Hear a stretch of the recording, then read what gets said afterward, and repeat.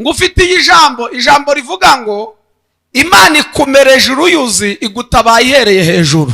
Nitwa Imana John, ndi umuvugabutumwa bwiza, ndi umugabo ndubatse, mfite umudamu n'abana 3, nsengera Bethsaida Church kwa Bishop Rugamba.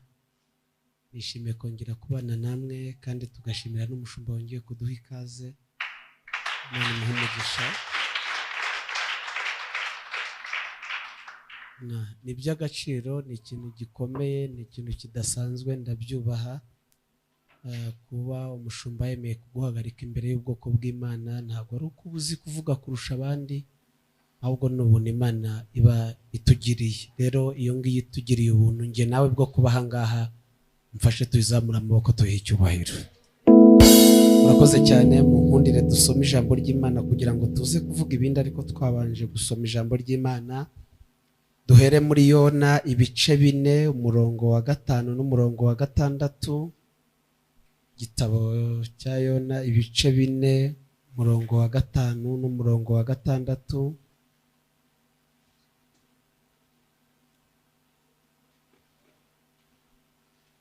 Hari ijambo rivuga ngo igitabo cya Yona ibice 4 umurongo wa 5 n'umurongo wa 6. Hari ijambo rivuga ngo nuko Yona asohoka mu murwa, yicara iruhande rwawo aherekeye iburasirazuba, abariho aca ingando, ayicaramo ari mu gicucu, ategereza kureba uko umurwa uzamera.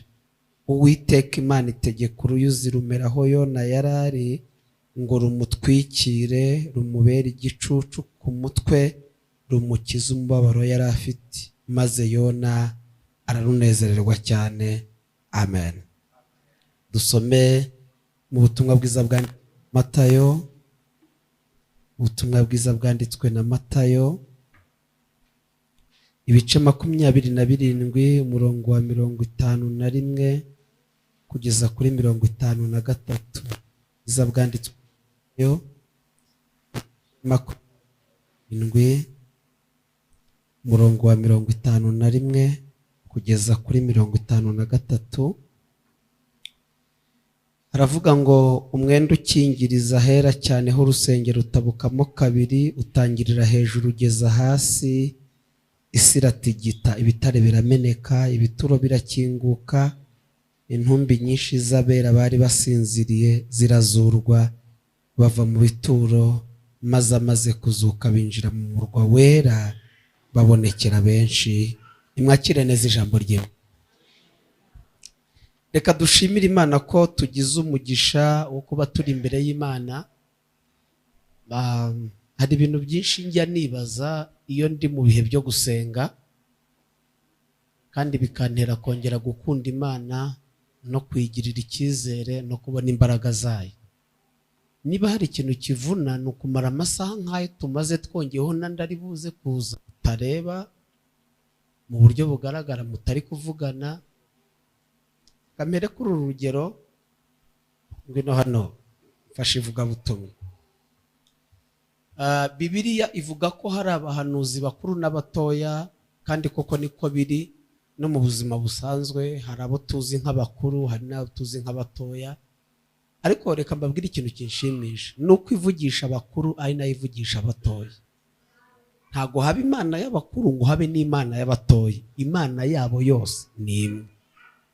Noneho umuhanuzi mukuru akaza agasanga uyu mukozi w'Imana, akamubwira ngo Imana irambwiye ngo bitaragera nimugoroba ndaguha amafaranga. Ni Imana ibimbwiye ngo nkubwire gutyo. Imana yamara kuvuga, John akaza, ntaze mu izina ry'Imana, akaza mu izina rya John, kavati mwene da, bitaragera nimugoroba undebe ndaguha amafaranga. Ngiye kumubaza, ntusubize uri mu mwuka, nsubize bijyanye n'amarangamutima yawe. Wakwizera ibyande? Byuwa mukozi w'Imana yabwiye. We avuze ko ari Imana imubwiye. None ngewe mvuze mu izina rya ngewe John, bitaragera nimugoroba undebe ndaguha amafaranga. Ntumwe ibyo mu mwuka, umbwire bijyanye n'amarangamutima yawe. Wakwizera ibyande cyane? nakwizera ibya John. Urakoze. Barizo mwe mwegeranye ngo uvuze ukuri kwizera ibyandi. Kandi ntiwigire umunyamwuka cyane ngo kabye. Hari umuntu yigira ngo ntago nakwizera ibyo ngo nakwizera ibyo. Sinzi nibi imikora ikibazo kibuye sinzi maze. Ariko icyo nari mvuze ni kimwe. Impamvu wakwizera ibya John uhita wibuka n'ibindi Imana yakubwiye utegereje utarabona. No kwibuka ko nibigira nimugoroba utaza hano uri bujya kuyishakira uribaza ngo ya mafaranga wambwiye ari. Ugahita wibuka ko John we wanashaka nimero bati "Jyo ko mbona gahunda yageze nta kintu uri kumbwira." None bigatuma wizera John uboneka kuruta Imana itaboneka. Ariko mwumva ikintangaza ni uburyo John ugaragara ahemuka, Imana itagaragara ntihemuka. No John wizeye ariko warahemuka, ariko Imana itaboneka ntihemuke. Idahemuka tuyizamura boko tuyishimire. Hari ibyo abantu batubwiye turabizera barahemuka, ariko sindabona uwo yahemukiye. Sindabona uwo yahemukiye. Nubwo itaza mu gihe twari tuyiteze, igihe cyayo kigeze iraza. Kandi burya ikirenga ni igihe cyacu, ariko icy'Imana ntikirenga. Abakifitiye icyizere tuzamura amaboko. Ngufitiye ijambo rivuga ngo Imana ikumereje uruyuzi igutabaye ihereye hejuru. Mu buzima abo tumenyeranye ntago ngorana. Nukuri pe no mu buzima busanzwe sinzi kugorana. Ntago nagorana hanze nkunze kugorana mu rusengero. Ntawe ndi bugore ntibakugore ngo ufatwe bitakurimo. Reka sinya kuzamuze niba umva nta mpamvu itume uyareke. Ureke kuyazamura. Ndibuka ko nigeze mbabwira nti kubwiriza muri aya mezi biragoye. Bamwe bafite abana batarajya ku ishuri, abandi ntibarishura minerivare, harimo n'abatarishyura inzu. Kubwiriza uwo muntu rero avati ikarage vuba ugende. Nejo bundi niko yambwiye ntacyo nabonye. Profete niba ari nuguhanura umuntu uri mu butayu. Uramuhanura ati ibyo ngibyo n'ubundi ejo nayo nabibonye ariko yari yabimbwiye ntacyo nabonye. Muri make akompara iby'Imana mu bwe n'ibyo aherutse kumva. Ati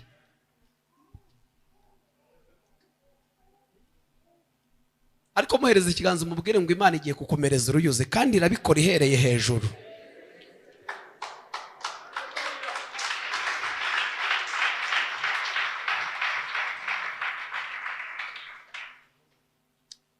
Umuntu uri hano ukeneye ubugingo gusa ninda akavata ingi cyanzanye n'ubugingo. Apana ndabizi ko ari bwo bwa mbere ariko waje nta kindi akeneye imbere y'Imana nta mafaranga reka Imana ishakira ubugingo gusa ibindi nazamura ikiganza tubumusabire. Namubonye nyuma ushaka ubugingo gusa bwonyine si wumva se ubushaka navuze erega yarabutwemere. Reka mbabwe ikintu kimwe. Profete hari indirimbo kera baririmbaga uyu munsi ntaririmba. Mbabwira iyo chorus iraba ngo naho ibindi wabireka Mana ukamindura igikoresho cyawe ukazamana iherezo ryiza Mana nacyo nyiririmbye ariko sinayiririmbiye irabinyimirikiza. Nibiduha izaduhe n'ubugingo irabitwimirikiza. Inaha turabikeneye ubugingo nubwo mu ijuru inaha turabishaka. Ibi byose ntabwo byose ari amafaranga dusengera ngaha ku buntu. Uyu muriro ni ubuntu biriya byuma ni ubuntu. None turabikeneye cyane ntabyo dukeneye.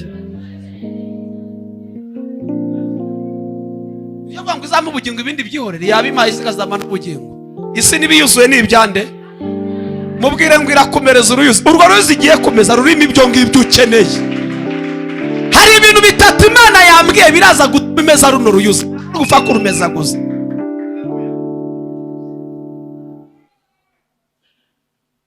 Haleluya. Haleluya. Nimunyakire kandi haleluya. Abaje bakeneye igitangaza cy'Imana haleluya. Haleluya.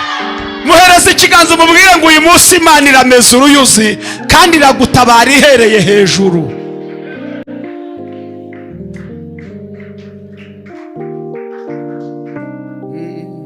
Ineza yaramamagaye imbwira ko nzajye ineza ineza yarampamagaye, oh imbwira ko nzagerayo. oh ineza Ineza yarampamagaye, oh imbwira ko nzagerayo. Bibiliya ivuze Yona uyu nguyu twese tuzi amateka ye, bamwe twarayigishije abandi twarayigishijwe abandi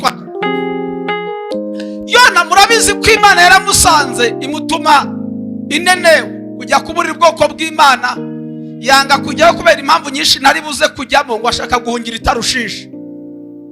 Aho yanyuze muzi ukuntu byagenze, ngo Imana iteza umuraba. Numva narigeze mbabwira akantu kavuga ngo Imana dusenga hose ni mukwayo,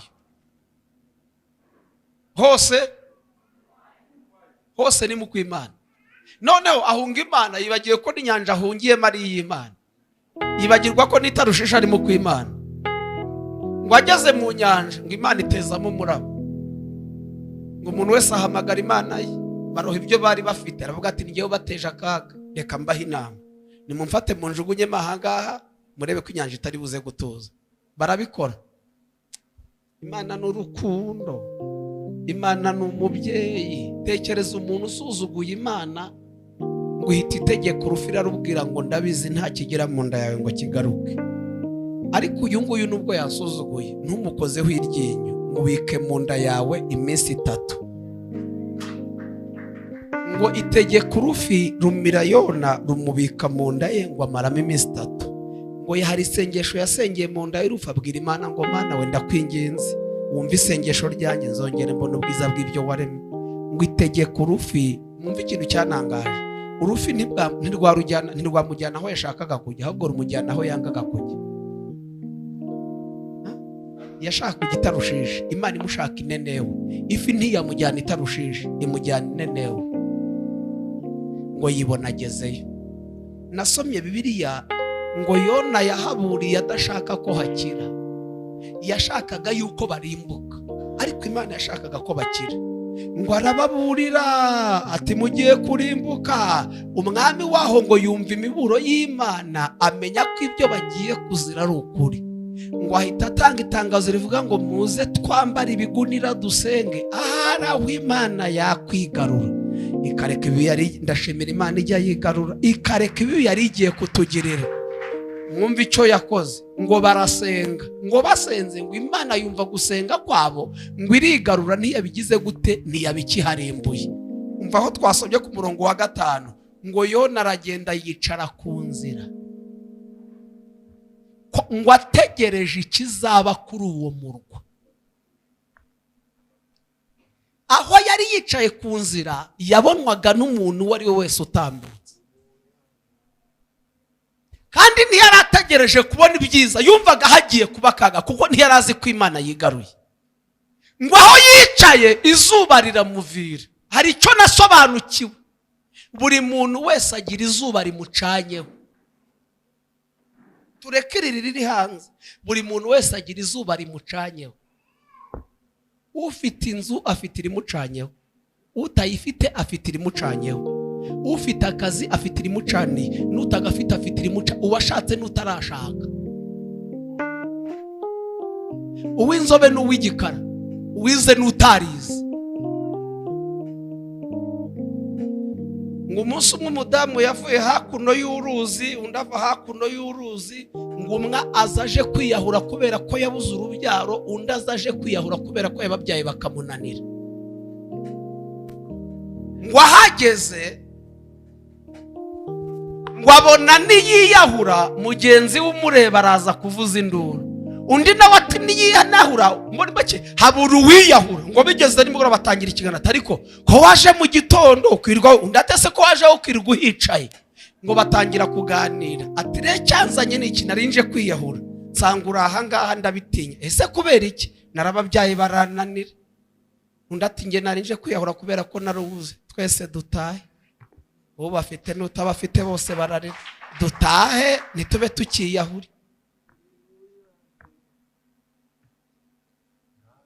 Mubwire ngo umuntu wese afite iryo zuba.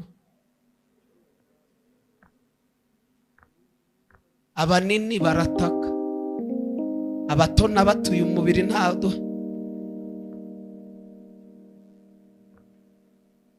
Ariko ndashimira Yesu dukundira uko turi.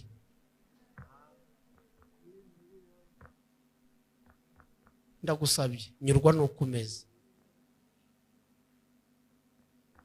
Sinza akantu numvisha uburyo umusore ngo yakoze ubukwe agejeje umukobwa mu cyumba nyine ubukwe burangiye ngo agiye kubona ngo abona umusatsi yari afite suwe, asanga n'inzara asize, ngo asanga ngo na hamwe hepfo ngo ku mataye nayo ngo ntabwo araye. Abantu benshi muri iyi minsi bari gutunga ibintu bitari ibyabo kugira ngo bagaragare neza.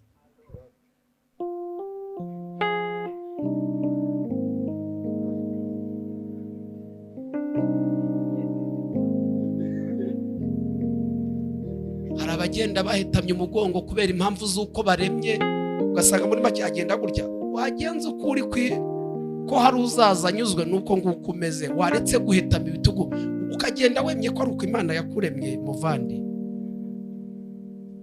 nirinze kuvuga ibintu byinshi ariko mwabyumvise. Waretse kugenda wunamye kubera impamvu zo, genda wemye neza. Hari uzaza avuga ati nukuna.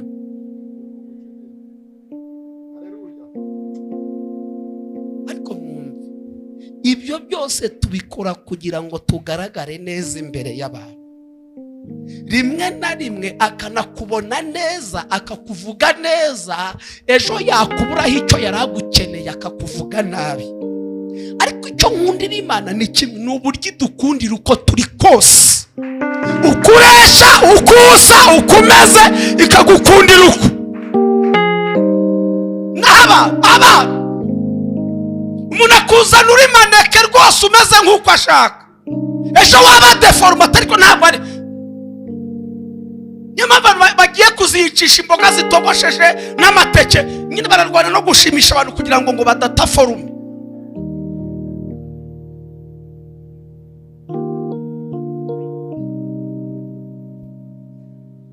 Mwese muri ahanga mpamya ko nutayirya aza gace. Iyo umuntu aguze urubiti cyangwa shikarete akiyigura ayishyira hehe? Akiyigura atarayirya ayishyira hehe?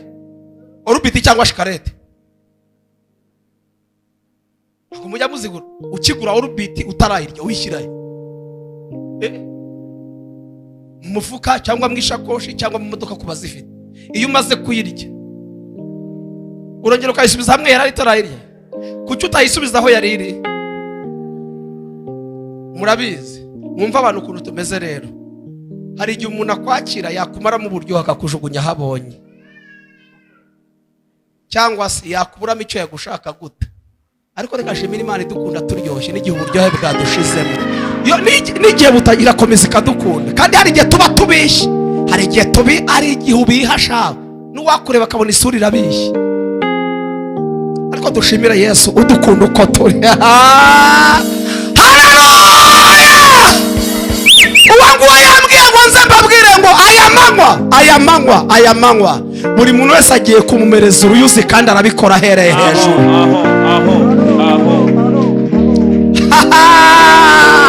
Kandi ararumeza abantu bakabimenya ko rwameze we.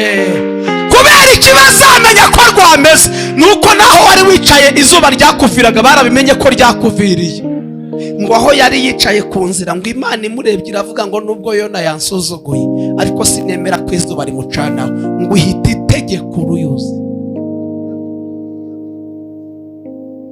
Ko muri bakuru ni uruhe rubuto rwamera utaruteye? Burya nizimeza n'umuramo uba wahaguye. Ariko tekereza aho Yona yicaye, aho yari yicaye, ako kanya Imana ihita itegeko. Ntabwo yarusabye, yakoresheje itegeko ngo ihita itegeko uruyuzi rumera aho Yona yari yicaye. Kandi umva ikintu cyabaye, ngo rwarameze ruhita rukura. Ako kanya ngo ruhita rumubera igicucu. Mumfashe dushimire leta y'u Rwanda, yamenye ko aho dutegera imodoka hava izuba, hari n'igihe imvura ihadusanga, ihubaka utuzu tw'abagenzi.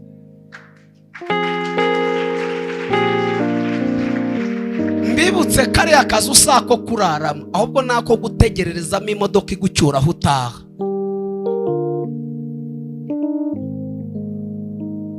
niba leta yaramenye ko hari izuba ryahatwicira, imvura ikahatunyagirira, ikahubaka utuzu tw'abagenzi, Imana niyo itazi. Kandi runo ruyuzi ntabwo ari hamwe Imana yavuze, ahubwo naho utegerereza ugana aho Imana yavuze. Mbibutse ko hasi ho Yona yagombaga kuba, ahubwo naho yari ategerereje. Mu gihe inzu yawe itaraza, Imana irakumereza uruyuzi ube ugamye mu bukode. Ngo Imana itegeka uruyuzi rumeraho Yona yari yicaye. Icyanu cya mbere cyatumye ngo kwari ukugira ngo rumubere igicucu yugamamo izuba. Mubwire ngo impamvu ya mbere igiye gutuma Imana imeze uruyuzi ni ukugira ngo ubone aho ugamira iryo zuba ry'ibigeragezo.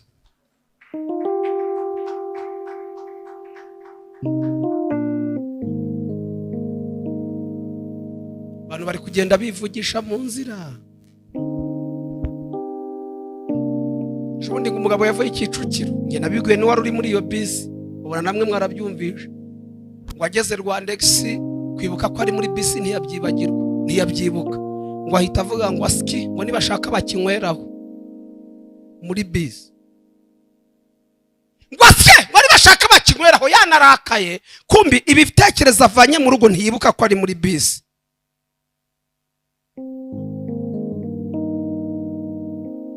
Amasa ushobora gusanga hano hari umuntu wicaye kuva amatano yatangira, utamubaza ngo bavuze iki, kubera aho ari, kubera aho ibitekerezo biri. Ariko mumpera ikiganza mubwire ngo Imana irakomereza uruyuzi ugamamo izuba. Kandi ya Isiraheli ibikore. Yambwiye ngo imwe impamvu ya mbere igiye kurumeza ni ukugira ngo ubone aho ugamira iryo zuba ryari gucanyeho.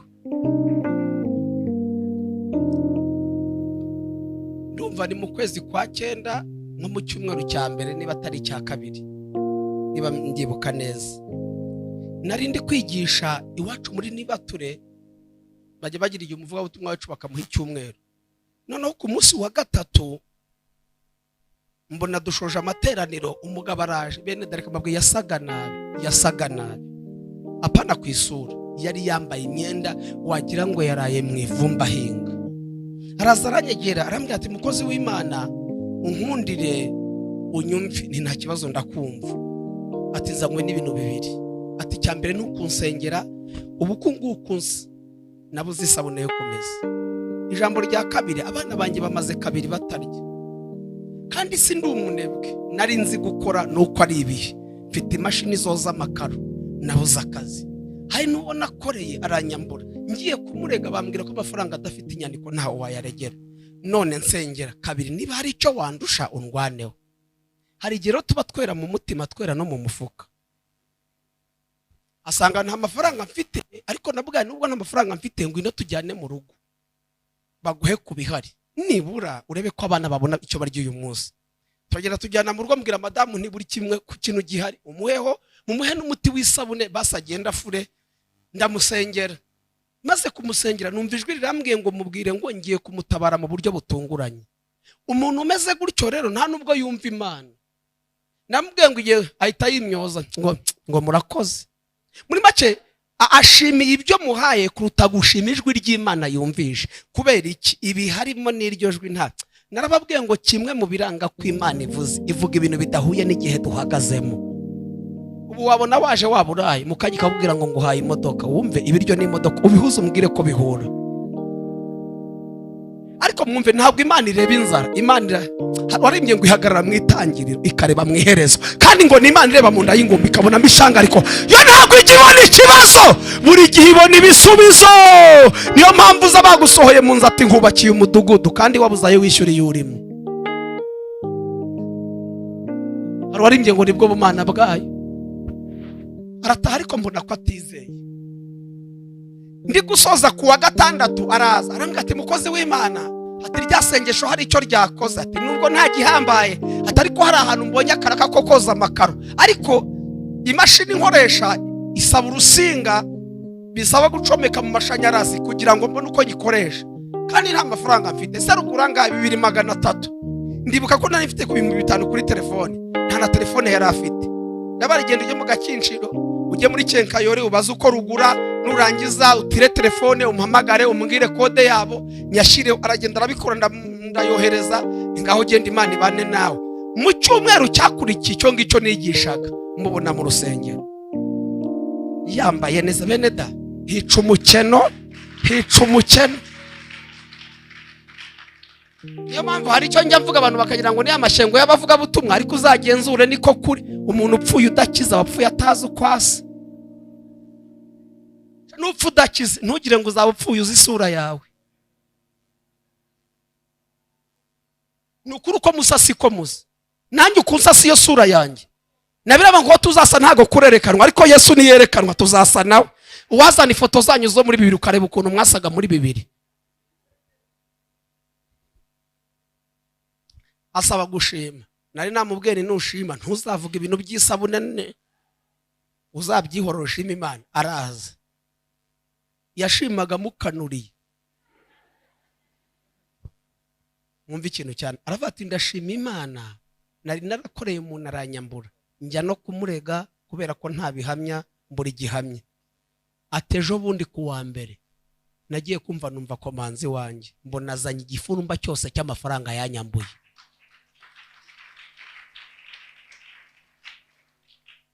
Kabiri atubu nabonye akazi, nabonye isoko, natsindiye isoko ryo koza amakaro rya 4 miliyoni.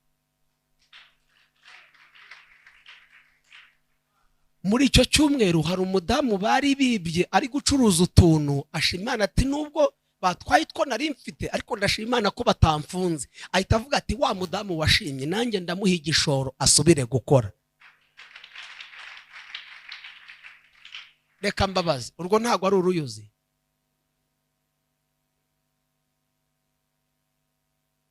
Mubwire ngo igiye kurukomeza mu buryo butunguranye. Ntabwo Imana yigeze irwinginga. Nabaho sindabona igiti batera ngo gihite kimera, ngo gihite gikura, gihite cyera. Ariko uruyuzi Imana imejeje, si ngombwa ngo baruvomerere, si ngombwa ngo bashyireho ifumbire mvaruganda. Umva icyo bivuze, ntago ari ngombwa ngo baze kukubaza ngo wiza ngahe, ipfa kuba ari Imana irumejeje. Urahamagara mu nyumve, Imana igiye kumeza uruyuzi ku buryo uzajya wibona ahantu wicaye ubone hadahuye n'amashuri wize. Haleluya! Reka maze Moridekayi yatambagije umurwa yarizangaye. Yosefu yabaye premier minister yarizangaye. Nuko ari uruyuzi Imana yari yamejeje. Iyo urumejeje ntibigombera amashuri, ntabwo bigombera igihagararo. Reka mbabwize ukuri muri iyi si, njyewe ukonsa reka nivuge, hari ahantu bitampesha akazi. Hari n'abatanga akazi barebye amasura. Ndabizi ntawe uri bukomereke. Mubaze ngo ukusa bagushyira ahantu kuri resebusiyo, se kutabimubaza. Nimubazanye mwese, birashoboka ko batabyemera, ariko ari Imana yarumejeje yahakwicaza. Kuko Imana ijya gutoranya Dawidi yanenze bashama, yanga Aminadabu, bose irabagaya. Imana ibenguka Dawidi uri mu ishyamba kuko itareba nk'uko abantu bagize gute. Mubwire ngo nirumeza ntabwo uri buze kureba nk'ibyo abantu barebaho.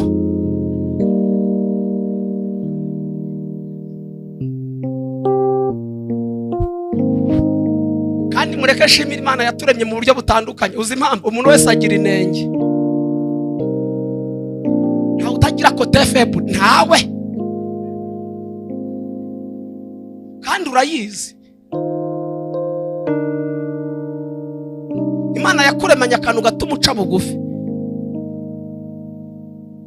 Uyu munsi ni umudamu, ni inshuti yanjye, turasengana. Bene dore kambabwira, hariho abantu beza, hariho n'abagerageza. Tujya tuvuga ibintu uko biri, ariko muri iyi minsi hari ikintu kitemewe. Ntabwo byemewe kubwira umuntu ko ari mubi. Umubwira ko afite ubwiza utakunze. Aho nta muntu mubaho jya umubwira ngo ufite ubwiza ntakunze, nubwo utababwe. Nta muntu mubaho ahubwo afite ubwiza utagize gute. Nta muntu useka naba ahubwo aseka afite inseko utakunze. Nta usekana. uwo mubyeyi uwo mukobwa ni ukuri yari mwiza ku buryo urwego twari turimo tutari no gutekereza kubaza kubera icyo gihe twari turimo, ariko yari afite inenge nawe azi.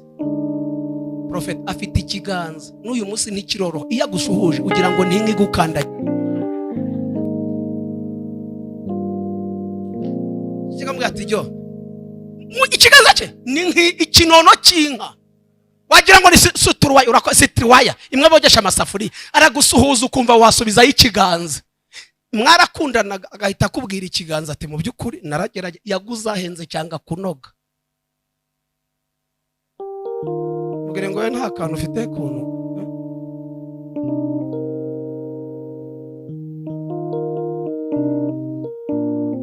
Nasomye mu Balewi harambwira ngo hari inenge wabaga ufite mu isezerano rya kera.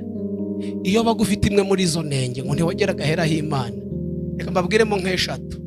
Iyo bagufite ikirenge kibwataraye,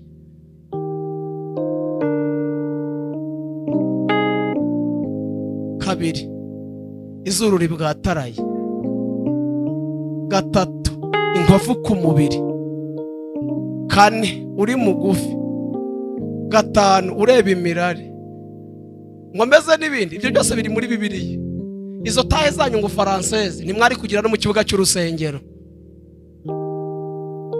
Mubaze ngo usanze ufitemo zingahe muri izo bavuze. Ariko ngo umwenda warahera watabutsemo kabiri. Turashima Yesu, tumuzamura amaboko. Badamu namwe bakobwa, mwebwe ntimwanabarwaga. Ngo tutabarema abagore n'abana abandi bari 5,000. None hashimwe Yesu, musigaye muyobora n'amateraniro. Imana yabahaye agaciro, tuyizamura icyubahiro. Noneho na leta y'u Rwanda ibaha agaciro. Mwongera muyishime babyeyi, yagize neza kuba. None ibyo byose tubikusanye, none turi ku ngoma y'amahoro. Ntawe ugihejwe. Twese turinjira, abagufiya, abarebare, abafite ibyo birenge, abafite ayo mazuru, abafite izo nkovu, twese turinjira kubera imbabazi z'Imana. Twongera dushimira Imana yo kabyara yemeye ko twinjira hera. Nibishimira ngo Imana itegeka uruyuzi rumeraho Yona yari yicaye kugira ngo numubere igicucu. Umva ijambo rya kabiri ryatumye Imana imeze uruyuzi, ngo kwari ukugira ngo rumumare umubabaro yari afite. Rumumare umubabaro yari afite. Mubwire ngo ako gahinda nta kindi cyakamara uretse uruyuzi Uwiteka agiye kumeza.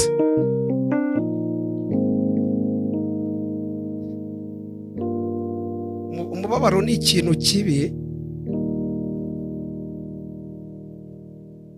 Mbonanye mfite madamu, ibyo mvuga ndabizi.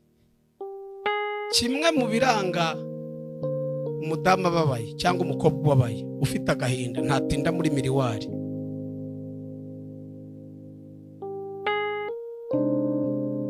Iyo mubabaye ntago mutinda muri fondeta, no kuri makiyaje ntimuzitindamo. Iyo mubabaye ndakurahiye hari igihe musohoka mutisize kubera umubabaro, uba wumva nawe wiyanze. Ibyo kujyanisha ubabaye wagize ngo bitindaho, wambara ibyo ubonye hafi. Ariko kimwe mu bituma mutindaho hose niyo munezerewe. Urisiga ati hano nahashyize byinshi, reka njye kubigabanya. Ukajya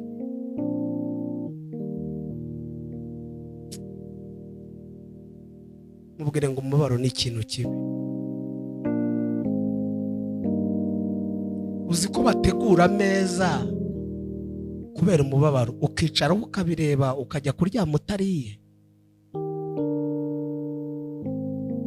Umubabaro. Ariko Imana igiye kumeza uruyuzi rukumara umubabaro, kandi rumare mwize. Amagambo John yavuga birashoboka ko atakumara umubabaro, ariko Uwiteka ameza uruyuzi rukumara umubabaro mu izina rya Yesu. Kandi kukumara nta kiguzi kindi ribuze gukora, irakuraho ikizana umubabaro izane igisimbure. Mwacya hari impamvu y'umubabaro, ntago yakuraho umubabaro idakuyeho impamvu y'umubabaro. Irakuraho impamvu y'umubabaro izana impamvu y'umunezero. Hari impamvu yazanye kubabara kugira ngo agahinda kagende, nuko ikuraho impamvu y'agahinda ikazana impamvu yo kunezerwa.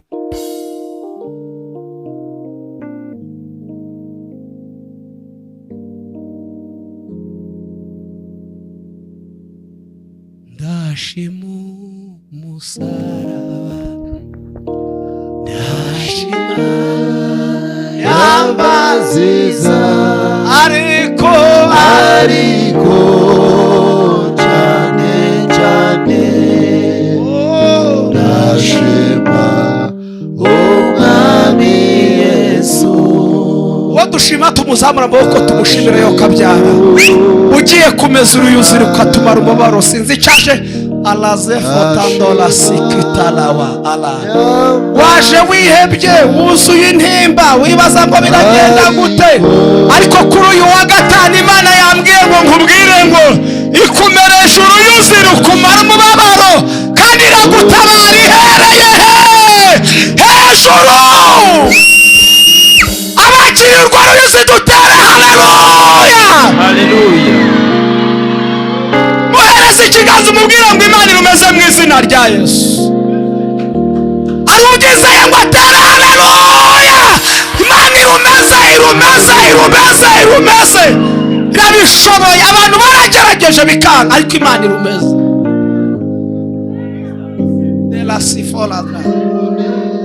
Ako kazi kakubera uruyuzi, urwo rugo rwakubera uruyuzi, kwishura iryo deni byakubera uruyuzi. Nimvuga uruyuzi ntiwumve zimwe zeraho amadegede. Icyo kintu waje gusengera Imana ikirangije rwaba ari uruyuzi. Ibyo byangombwa bya alasifotandoladra elewa sakotita. Twongere tuzamura amaboko dushimira Imana igiye kumeza uruyuzi. Umwaka utararangira hano harimo abantu Imana ikoreye ubukwe. Umwaka utararangira hano harimo abantu Imana ikoreye ubukwe. Ni ku ijwi ry'Imana rimbwiye. Kandi ureba iminsi isigaye Imana irarumeze.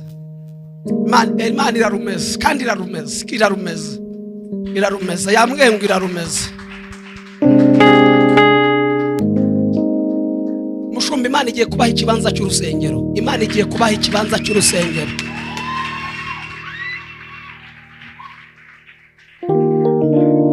Imana igiye kubaha ikibanza cy'urusengero.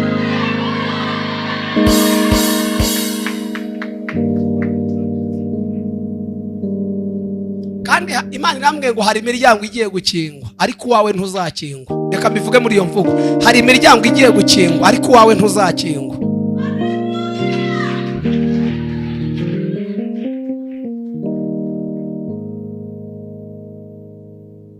Mwumva ikintu nkundira Imana, nuburyo irema umucuzi kandi ikamuremera kurema ibyinshi, ikamubwira ngo genda ucure kandi ucure intwaro zica, kandi ikabibizi neza ko ari kuziremera umuntu runaka. None mwumva ikintu kintangaza cy'Imana, igaca inyuma y'umucuzi igasanga uwo ari gucurira, ikamubwira ngo nta ntwaro. Ucura arimo aracura ariko uwo ari gucura Imana ikamusanga, kandi umucuzi ntamenye ko uwacurira yakiriye amakuru, ikamubwira ngo nta ntwaro n'imwe bacuriye kukurwanya. Intwaro barimo bazicura ariko uwo bazicurira yakiriye asiranse n'uburinzi. Umuroza agakomeza kuroga ariko uwaroga yakiriye ubuzima ngo humura ntacyo uzaba. Ndashimira Imana ko Imana itanze asiranse muri iri teraniro y'uburinzi. Siko bizahora kuba mutegereza, ntawe uzakorwa n'isoni. Mubwira ngo nubwo zari ariko ntabwo zizagukora.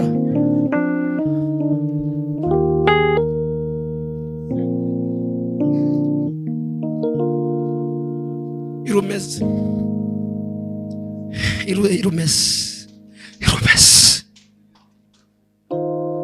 Icya gatatu kigiye gutuma umeze ngo nukugira ngo rukubere umunezero. Mubwire ngo akira uruyuzi rukubere umunezero mu izina rya Yesu. Ako gahinda hagiye kuboneka ikintu kikarangiza, hagiye kuboneka ikintu gituma ucya mu maso nawe unezerwe.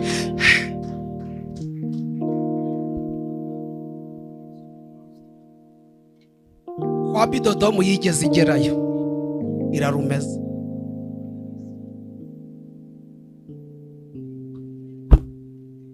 Mbibutse ko Obidodomu burya yari yarabwiwe n'Imana ko umunsi umwe izamusura.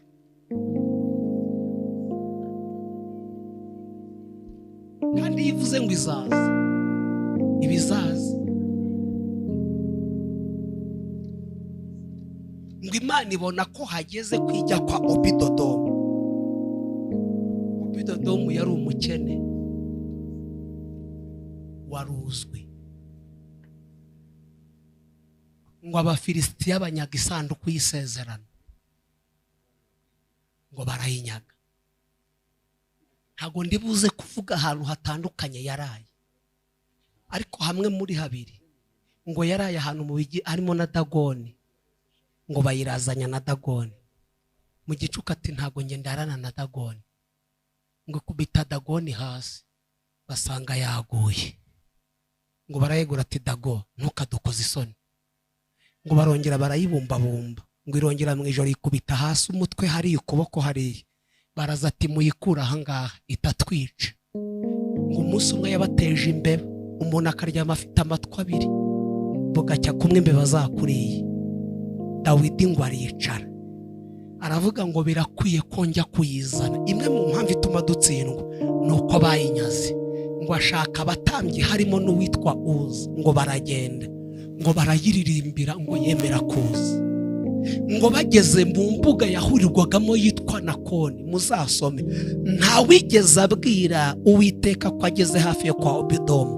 Ngo yarahageze yumva ageze hafi y'umuntu yabwiye ngo nzagusura. Nta uzayiyobora iwawe. Izina amazina yacu tugarukira aho ngaho. Ngo ihageze ngo yumva igeze hafi yo kwa Obidodomu. Isanga Dawidi arashaka kuyijyana mu rurembo, ariko yisanga siho ishaka kujya. Umva icyo yakoze, ngo ihita itegura umugambi w'uburyo igiye kujya kwa Obidodomu. Ngo ibwire inka zitwa ati ngiye kubategeka mutsikire, nimumara gutsikira ndategeka Uza ndamire, namara kundamira ndahita mwica, nimara kumwica ndateza Dawidi ubwoba, nagira ubwoba ndahita muteza gutekereza Obidodomu anjyaneyo, mbengezeyo, nzavayo nkoze kinjyanye. Ikibitekereza inka ziratsikira, ngo Uza ajya kuyiramira, Uwiteka mutsinda ati nta undamira afite ibiganza byanduye. Dawidi ngo agira ubwoba atigeze agira, aravuga ati ninyijyane wanjye irankuramo umwuka. Ijambo rya mbere, ibigore byose mfite, abagore mfite, iramerera nabi. Kabiri, irambaza aho bayinyaze ndi. Kubw'iyo mpamvu hari agakene kitwa Obidodomu gapfuye ntacyo igihugu cyaba gihombye, gafite n'abana benshi, izajya kubarangiza uburakari bwashize, ngo abayoherejeyo.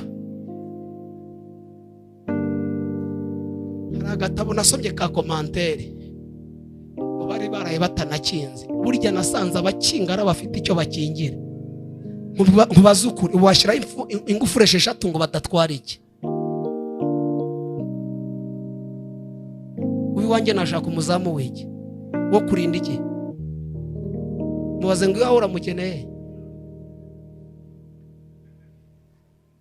Ngo umugabo abyutse mu gitondo, uzi impamvu abantu bubaka ibipangu bagashyiraho senyenge?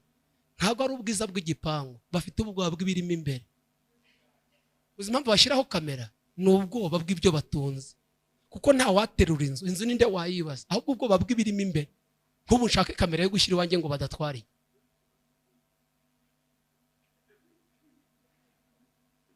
Ngo umugabo abyutse mu gitondo, yari isanduku, ngo ayisanga muri saro, ngo ayibonye arayimenya. Abantu bayizi, iyo ivuze barayumva. Ngo arayimenya, ngo asubira mu cyumba abwira umugore ati nsanze yaje. Undi atari koko twararanye n'inya, atari yaje iri muri saro, ngwino urebe, yatubwiye ko izaza none yaza, nubwo tutazi icyayizanye ariko yaje. Ngo umugore araza, ayirebye asanga niyo, ati none ko yaje dukora iki kugira ngo tumenye ikigenza? ngo baricara bajya inama, bibuka ko mu bintu ikunda abantu bayishima. Baravuga ngo nubwo nta bihambaye yadukoreye ariko hari neza yagiriye abandi, reka twirengagize ibyacu basi dushime iby'abandi. Ngo inama barayuzuza. Umugabo turashima amashimwe y'abagorozi, nanjye shima amashimwe y'abagabo nzi, turebe ko yavuga ikigenza. Kabiri, turava ku buriri twaryamagaho.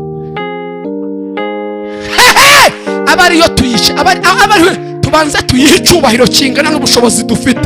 Ijambo rikurikiyeho gatatu, turazana abana bose barajya bayizenguruka babyina mu kinimba, mu gishirimba, mu gishakaba, injyana yose bayihimba, tuze kureba ko yavuga icyayizanye.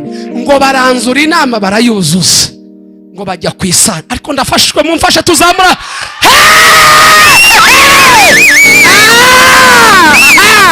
Kumbi Dawidi azikwiri kwica abana, kuko ntiyari yayohereje kubw'imbabazi, bwari ubugome kugira ngo igende.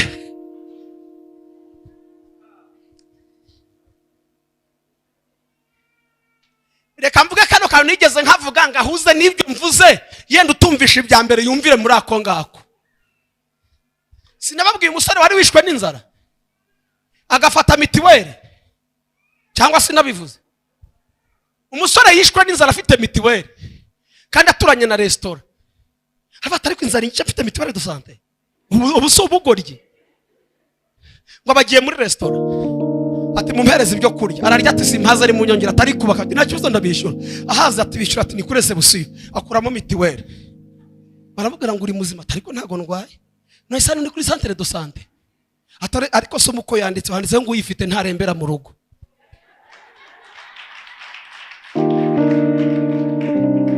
Uyifite ntagira gute?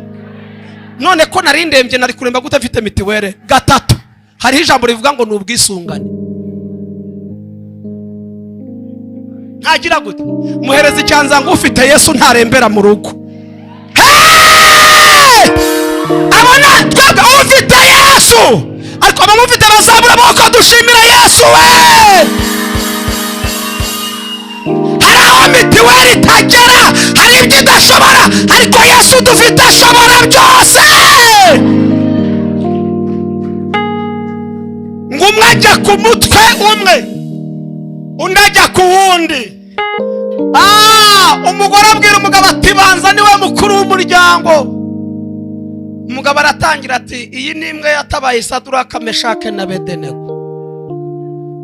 Umugore ati ni iri iwacu.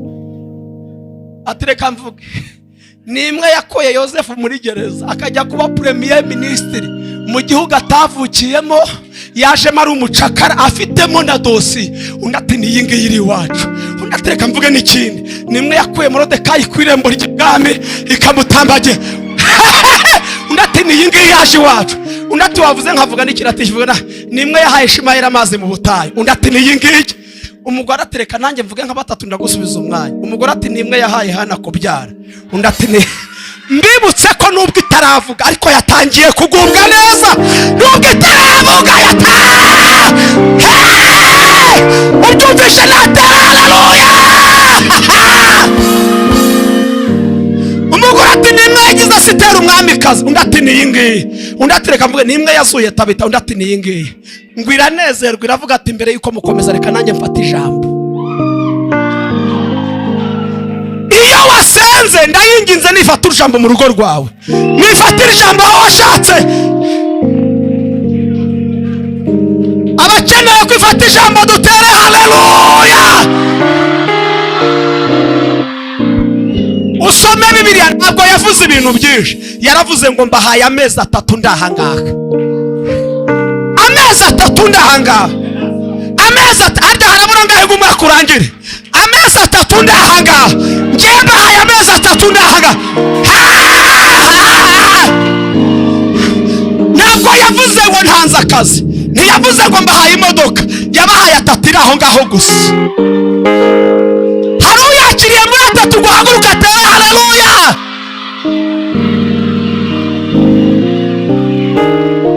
Nta kindi yakoze. Uruyuzi yamesheje n'urwo kubaha amezi 3 iri aho ngaho.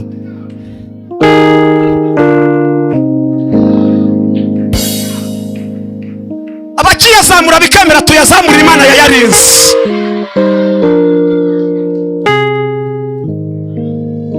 yakijijwe Joni ngo mu mezi 3 yinjira mu mirima, mu mezi 3 yinjira mu matungo. Aho yageze si ngombwa ko bashyiraho ifumbire mvaruganda. Aho yageze nushakaho gusasa modeli 10. Aho yageze nubwo utavuga shushu be, ariko aho itari nubwo wavuga gikakarubamba, nubwo wavuga pome, ababumva uri kumutera stress. Ariko aho yageze, aho yageze, reka mbabwire, urugo yagezemo nubwo utatanga kaya wakuye mu bitabo ntacyo bita. Ariko aho itari nushaka uze ujye kuri YouTube. Aho itari uzi kugenda akabona uragenda imitego. Aha ni Imana itari uzi kusasa neza akabati kuko mbona bijagaraye ku buri warwa. Ariko aha ni Imana iri, maze ngo amatungo si ukororoka, ngo imirima si ukwera. Mu nyumvire, ntago Obidodomu yigeze ajya gutanga amakuru ibwami. Mwumva aho yageze irimenyekanisha, ngo abantu bose bamenya ko Obidodomu ari we uyicumbikiye. Ngo umuntu wese akavuga ati ariko ko ejo bundi yamuhaye urubyaro wajya kuyishimira, kandi ko iri ko Obidodomu wajya, kandi bati ntawe ujya imbere agiye amaboko masa. Ngo akikorera ifeza n'izahabu akagenda kwa Obidodomu akavuga ati Obi, iyi Imana yaje izina bararihina Obi.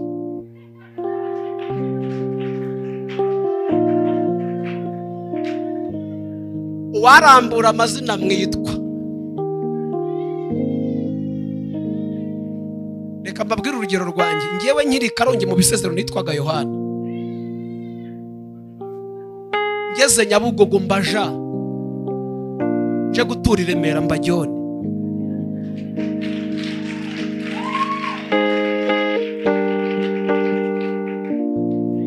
Harya bitwa bafafu ubwo bari bandi?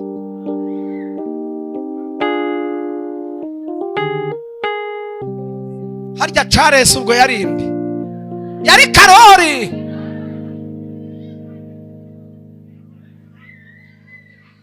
Bakaza ati Obi, kandi ubwo yari Obidodomu, ariko kuko yahageze Obi.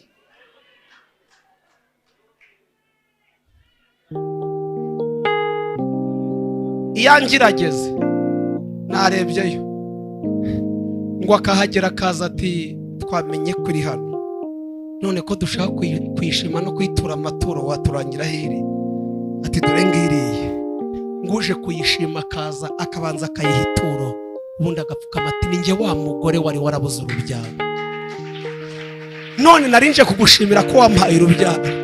Ninjye umwe wari warabuze akazi, ninjye wubakiye urugo. Akira ishimwe nuko ndamahoro, ntago nazi aho ngaho, dore nazanye n'ituro ry'ishimwe ryo kuzirikana icyo wankoreye. Mbibutse ko itarya ahubwirira muri twebwe ngo Obidi atangira kujya ku isoko gucuruza zahabu. Obidi atangira kujya ku isoko gucuruza, uwari umutindi nyakujya, uwari umukene nyakujya. Ngo mu mezi 3 inkuru zigera ibwami, bati ka kagabo ntikapfuye ahubwo niwe mukiri. Kaobi n'izina ryarahindutse, aho yageze amazina arahinduka, aho yageze ariko hari uyakiriye ngo atere haleluya.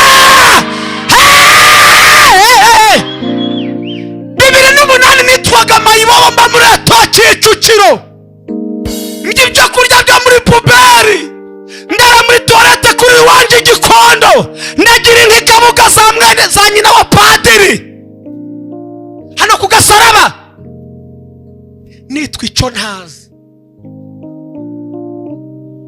Mvomera amajege muri Sahara kugira ngo mbone umuceri wasigaye ku masahani mpawe n'uwitwa Kayiteze.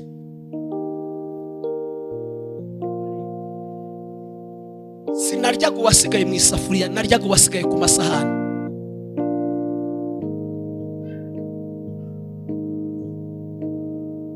Igihe nari ndimo cyemereraga umuntu wese kunyita uko ashatse.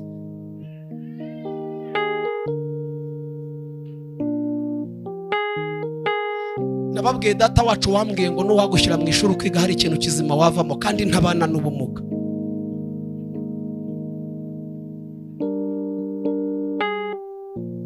ariko uyu munsi ntiyanabitinyuka. Harageze babishaka batabishaka bakubahira icyo Imana ikugize. Hari amahane Imana ikwicaza ntibakubahe kubera ko babishaka, bakakubaha kubera itegeko. Ntago Hamani ntiyatambagije Moridekayi abishaka, yari itegeko. Yambwiye ngo irameza uruyuzi kandi irabikora ku itegeko rivuye hejuru, irabikora ihereye hejuru, irabikora ihereye hejuru.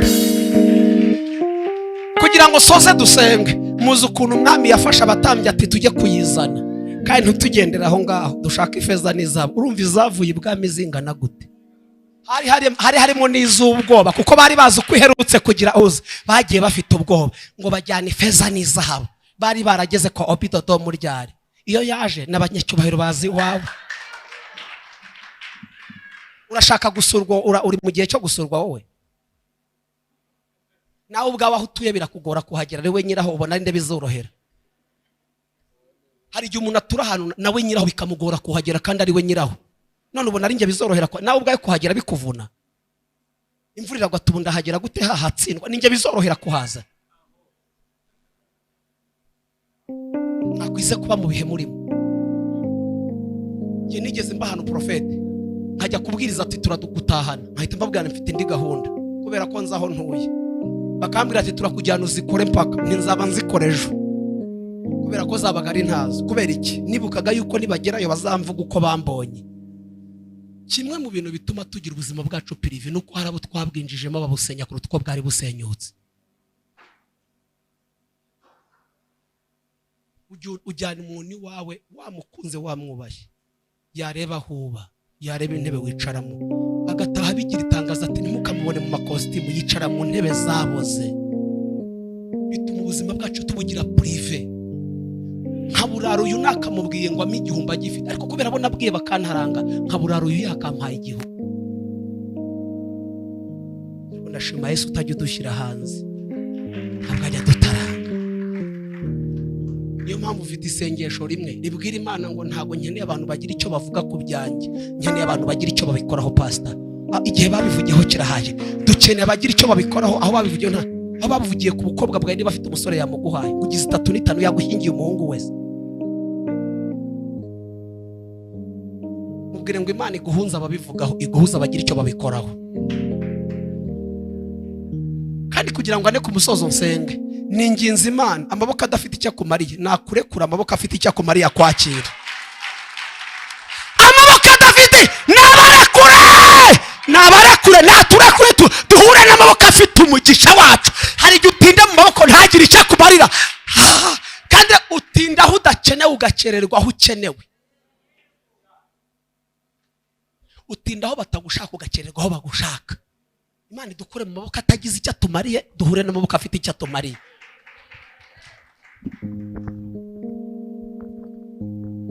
Kandi ikindi ni gusengera Imana, ni kubwira Imana ngo nidukure mu gihe cyo kuyivuga gusa, idushyire mu gihe cyo kuvuga ariko tunayerekana. Pastor, tuyibwira abantu tunayibereka. Izi mpamvu aho tuyibataye barayibabwira ariko ntayo barabona. Ariko Saduraka, Meshaki na Abedenego bayibwiye umwami ati Imana yacu dukorera ibasha kudukiza naho itadukiza. Ntibayimubwiye mu kanya barayibonye, aravuga ati ntihazagira indi Imana isengwa uretse. Kubera iki? Yarayibonye. Yatayibona ari kuvuga ngo ntihazagira indi isengwa, mubwire ngo nikuvane mu gihe cyo kuyivuga, igushyire mu gihe cyo kuyerekana. Uyitubwire wanaparitse hari, ubwo ati iyo mbabwira dore naparitse. Biroroshye ko wayibwira nyirinzu kandi umurimo amezi 3, yavuga ati iyo Mana itwishyura amezi 3 ni Imana ye, ariko biroroshye kuyimubwira wamaze kumwishyura. None uwo ngo wayo mateka uyu munsi mwavuze ngo nuwanshyira mu ishuri nkiga ntacyo nzavamo. Ejo bundi yarampamagara ambwira ati ngo barambwiye ngo musigaye mubahanze. Nari ngiye kumubaza nti ngewe nande? Igihe ndimbo kiramutegeka kungira benshi, ntago mbimusaba, ntago yatinyuka kuvuga nkayo yavugaga. Izina ryazanywe n'igihe rihindurwa n'ikindi gihe. Dawidi mu ishyamba yitwaga umushumba, Imana imuhinduye umwami yakomeje kwitwa umushumba. Ni Dawudi wundi Imana yaremye cyangwa ni wa wundi? Ahubwo nuko ibihe byahindutse. Iyo ibihe bihindutse n'amazina arahinduka. wirwana no kwiyamamaza, tegereza igihe kizaha. Ndamubwira ni ntago dusigaye tuba hanze, ahubwo tugenda tugaruka kubera akazi kenshi. Kandi ngiye rimwe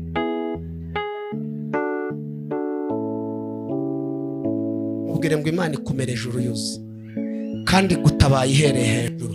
Ijambo ryavuze ngo umwenda wari ahera utabukamo kabiri uhereye hehe? Naho tugiye gusengera.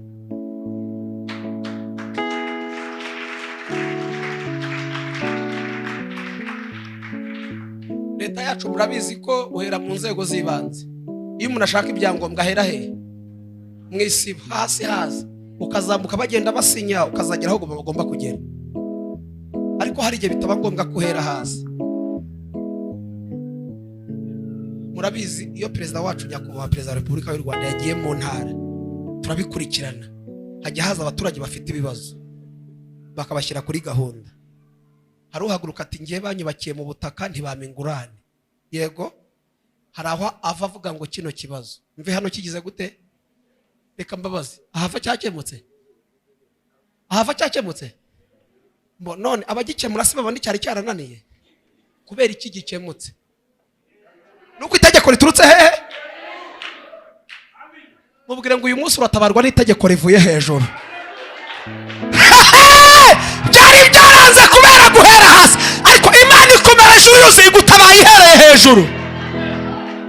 Abakira ubwo butabazi dutere haleluya.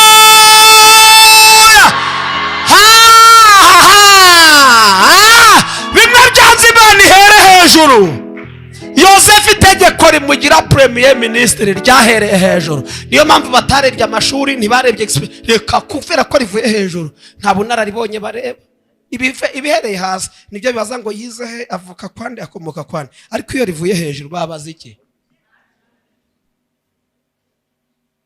Umushumba wacu aramutse ari muri biro, akamuhamagara ati John nsanga muri biro, nkasanga uyu namusuhuza kubera ko mwubaye.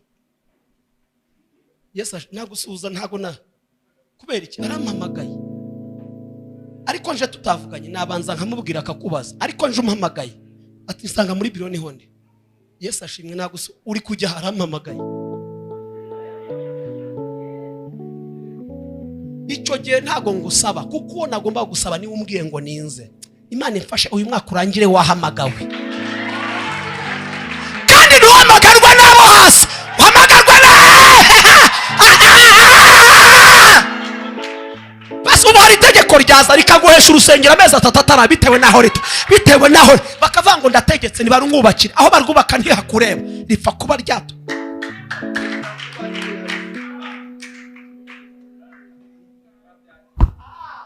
Yanumva ngo mbahaye amashanyarazi, akabaha amashanyarazi, si uza kuyatanga. Akazi ke nukuvuga ibyo ahaye abaturage. Hari abashinzwe gushyira mu bikorwa. Ubu ntureba ko Imana ivuze ngo imejeje uruyuzi, hari abantu igiye gutegeka. Hari abantu Imana ivugiramo, hamumve. Hari abantu Imana ivugiramo, ariko hari n'abantu Imana ikoreramo. Mukanya Imana igiye kongera uvuge, iyavugisha profeta, ariko hari nabo yategu irahita inyuzamo.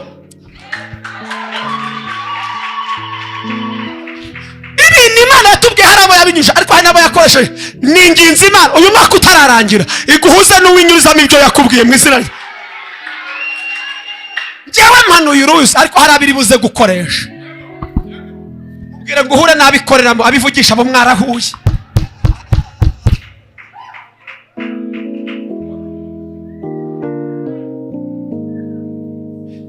Buri karere kose kagira target.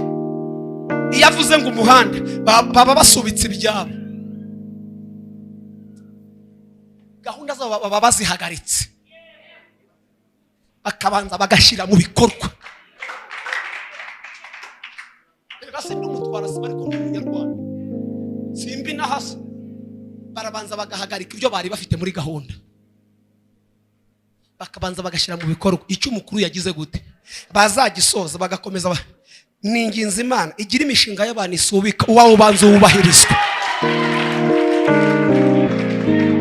Yabwiye kuro ngo nzacenya uruziki, nzacenya uruziki. Ibanze bareke babe baretse kubaka etaje, umwana abanza ajye kwiga. Abaretse kugura imodoka ubanza uva mu bukode.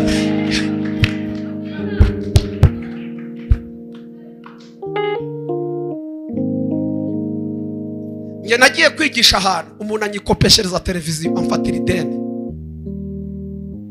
yikopesha frate ya pusi 42, aravuga ngo nzajya nishyura make make, ariko umukozi w'Imana abaho.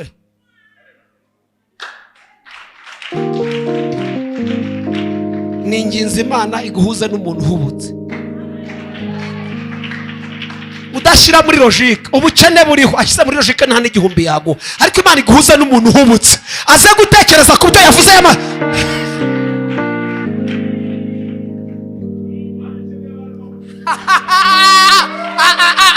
aho ukaguha icyangombwa cy'ubutaka azabyibukemo, kuko ibyo Imana yatubwiye uretse ubugingo byose biri mu bantu, byose biri mu bantu, byose ibyawe byose uretse ubugingo biri mu bantu. None Imana iguhuza n'abantu bafite ibyawe, Imana ihuza n'abantu bafite umugisha wawe, ariko umukeneye yahagurutse agatera haleluya. Nimwongere kwicara, nimwongere kwicara, n'abicaye nibahaguruka. Imana iguhuza n'ufite ibyawe, iguhuza n'ufite uruyuzi rwawe. Akazi kawe ni kaze mu izina rya Yesu. Asokita fotandoza zarakito sifotandola alazala foledra azakotite eleza foabonedra.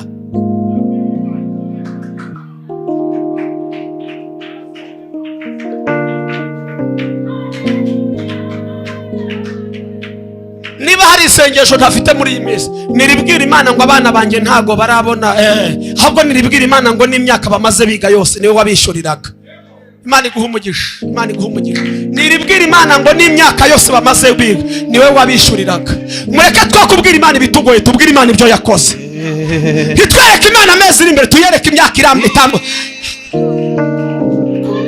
Ntuyibwire iryo deni, uyibwire n'imyaka yose imaze kwishurira.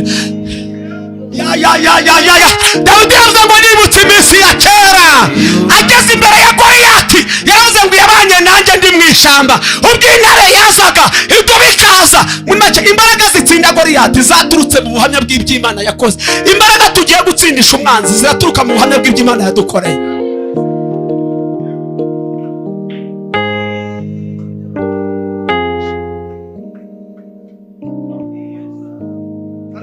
Mbonye umukororombya uzenguritse iritera, numva ijuru rambwiye ngo hari ibintu amatwi yacu atazongera kumva, hari inkuru zigiye guhinduka. Reka mbisubiremo, muhereze ikiganza mubwire ngo Imana iremye inkuru nshya mu matwi yawe, Imana iremye inkuru nshya, ndabyumvisha. Imana ikuremera inkuru nshya itanu.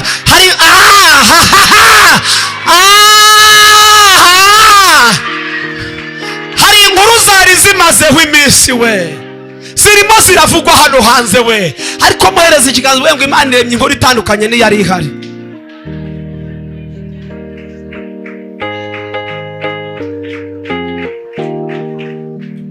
Imana irambwiye ngo ukwezi kwa 10 kutarashira hari abantu Imana igiye gukuraho igisuzuguriro. Apana byo mu magambo, kuko uku kwezi kurarangira hari abantu bicaye mu ntebe y'akazi pastor, hari abantu hano harimo abantu bagiye gusoza no kwezi bamaze kuba propose ibya mariage.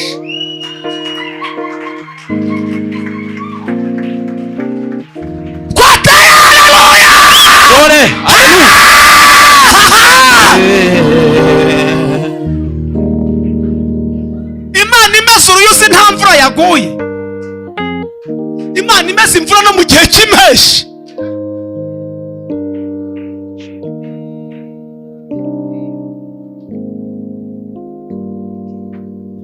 Imana igiye gutuza abantu hano ku buryo bazajya bagira ngo sibo bahatuye kubera amakaritsi Imana igiye kubatuzamo. Ni ukuri ko Imana yampamagaye hano, harimo abantu Imana igiye kwimura, ihatuza abantu batigeze batekereza no mu bitekerezo byabo.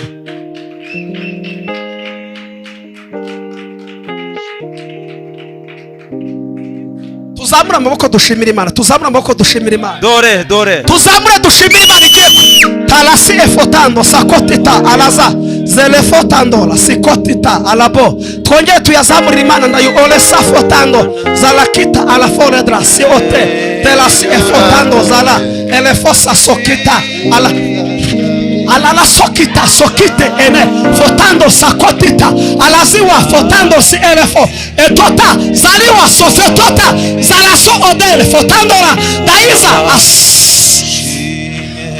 hano harimo abantu bagiye kwakira telefone z'umugisha bitaragereje. Harimo abantu bagiye kwakira telefone z'umugisha kuko mbonye insinga zicicikana mu kirere. Numva ibyo ngo ni connection Imana ifunguriye abantu. Umva ukuntu Imana imbwiye garafure, umva irambwiye ngo nkubwire, mbonye urwego imbere yawe, mbona uruzamukira, ariko mbona hari umuntu udashaka kuruzamukira. Ntumbaza ahantu serwakira yaturutse, yaje ikubita ba bantu bari bafashe rwa rwego badashaka kuruzamukiraho. Ikibazo bumvisheje serwakira, we ntiwayumva. Bagiye bahunze serwakira, bagarutse basanga wageze hamwe batifuzaga kugera. Ijwi rirambwiye ngo abantu bagiye gutungurwa n'ahantu Imana igiye kugushyira. Nukuri mbonye uzamuka ku rwego. Irambwiye ngo Imana ikuzamuye mu buryo butunguranye. Nukuri pe. Kandi si wowe uzabivuga, abantu bazabikuvugira.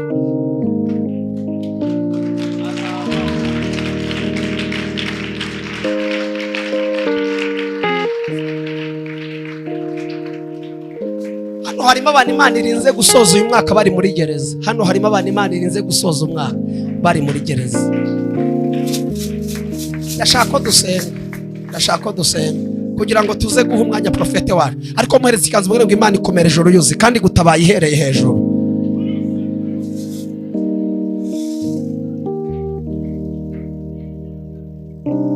Ntango nza yangiritse, ariko Imana irambwiye ngo iguhaye amahirwe ya kabiri. Hari amahirwe ya kabiri Imana iremye, kandi aya mahirwe ntawe uzayica ngo byemere. Ijambo rya kabiri, mbonye Imana iguhoza amarira. Kandi ukuri pe, hari umutwaro Imana igutuye. Hari umutwaro Imana igutuye. Nukuri uzahagara imbere mabwiye ngo nabonye Imana, kuko mbonye hari urwandiko Imana ica. Hari urwandiko, kandi Imana ntiyakora ikosa rwo guca urwandiko rwanditswe n'abantu ngo ihasigira aho ngaho, isiga yanditse urusimburo rwari ruhari.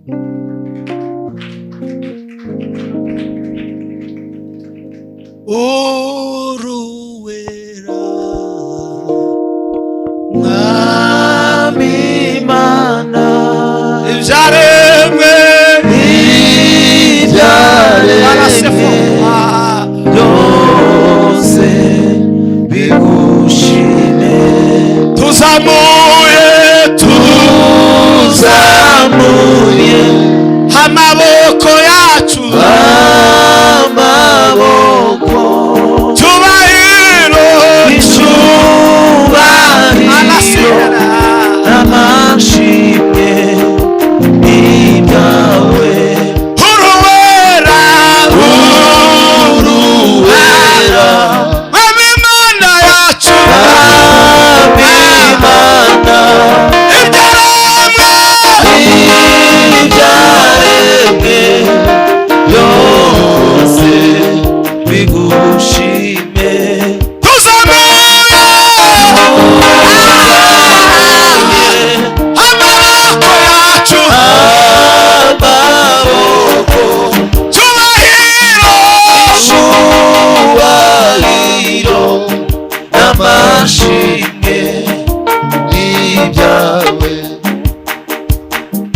Tuzamuye amajwi yacu tugushima, twerekeje imitima yacu mu nzira zigana i Siyoni. tuzanye iminyago turayikuzaniye, tuzanye iminyago turayikuzaniye. noneho abizeye ko Imana irumejeje de razo à la fo, uwizeye ko urwo ruyizi Imana irumejeje. Noneho ndashaka uwakira ubutabazi bugiye guturuka hejuru. Wahereye hasi ntibyakunda. Noneho mu nkundire tujye dukora uko umwuka tuyoboye, apana uko amarangamutima tuyoboye.